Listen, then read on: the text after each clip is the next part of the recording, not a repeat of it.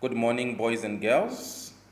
Today we want to continue with our topic on fractions, and it is page 70 in our mathematics coursework book. Yesterday we looked at addition and subtraction of fractions, and I intend to highlight a few mistakes that most of you were making yesterday.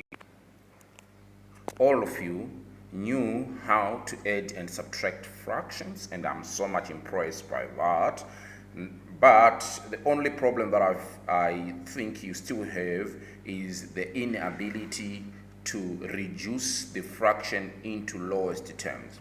So let's say you are given a number like 5 out of 20. 5 out of 20. If you get that number as your answer at the end, you need to express it into lowest terms by dividing by 5 over 5, and then you get 1 over 4. So most of you failed to get correct answers because of that problem. The other thing that I also noticed yesterday was that you were also leaving your fractions as improper fractions.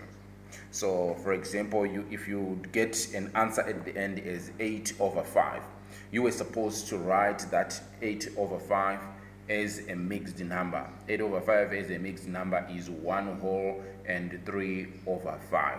So this is what you were all failing to do, and for those who got wrong answers, it was the only problem that I saw in you.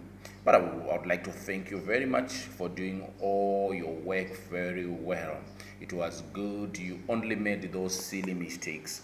Thank you, and I've received almost every exercise from everyone, and there are 2 people whom I am yet to give their work back, but I think by the time you receive this audio or this video, I would have given you back your papers. So today we want to look at finding fractions of a quantity. Finding fractions of a quantity. Other books or other versions say finding fractions of an amount. It's almost the same thing. A quantity is an amount. So you may be given a fraction or a problem like 3/4 of $12, 2/5 of 10 meters, 4/7 of 21 kilograms. This is according to your coursework book on page 77. So how do you solve it? Here I've got a worked example that I'm going to be giving you. I've got 3/8 of 33, 3/8 of 33, which is here. So what I did here is I know that the word of means the same as to multiply. So I've written it like this: 3/8 multiplied by $33. So because if I say 8 into 33, I'm going to have a remainder. I realized that I need to put some zeros as placeholders here. So I know that after every unit figure, my unit figure here is 3. 3 represents units. The last 3, this one, it's a unit figure. So after every unit figure, we have got a decimal point. So I've put a decimal point here, and these zeros are many. So we can write as many zeros as we want, but the number of zeros are determined by the nature of our problem, isn't it? So we're going to say 8 into 33. I got a 4 here.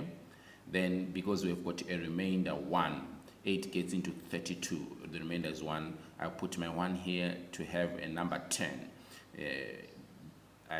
Here, then I'm going to say 8 into this 10, I get 1, but the remainder is 2. I put it here. I say 8 into 20, the answer is 2. The remainder, because 8 gets into 16 2 times, the remainder is 4.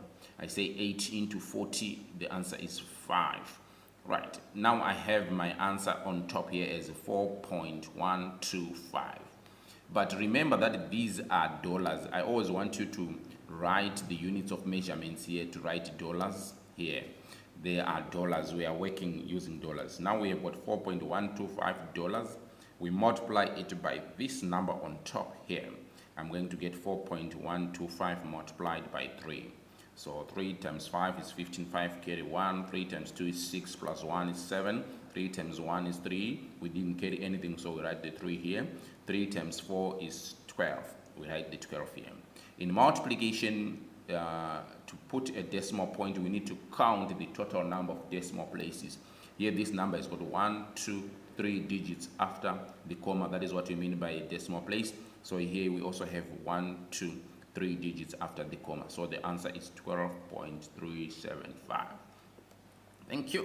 Now I'm going to give you another example. Right. The next example that I'm giving you is 4/5 of 1 ton. Right. When you're given a number like this, you can't say 4/5 of 1 ton. The answer is 4/5 tons. It is correct, but it doesn't sound mathematically correct. It is very correct to say 4/5 tons, but as a scholar, it's not good for you to leave your answer like that. So what is it that I'm going to do here? I'm going to say 4/5 of means the same as multiplied by. So I put a multiplication sign instead. Then here I'm going to change 1 ton into kilograms. So a ton is equivalent to 1,000 kilograms. So I'm going to work it out as 4/5 of 1,000 kilograms. Now I'm going to say 5 into 10. I get 2 into 0, it's 0 into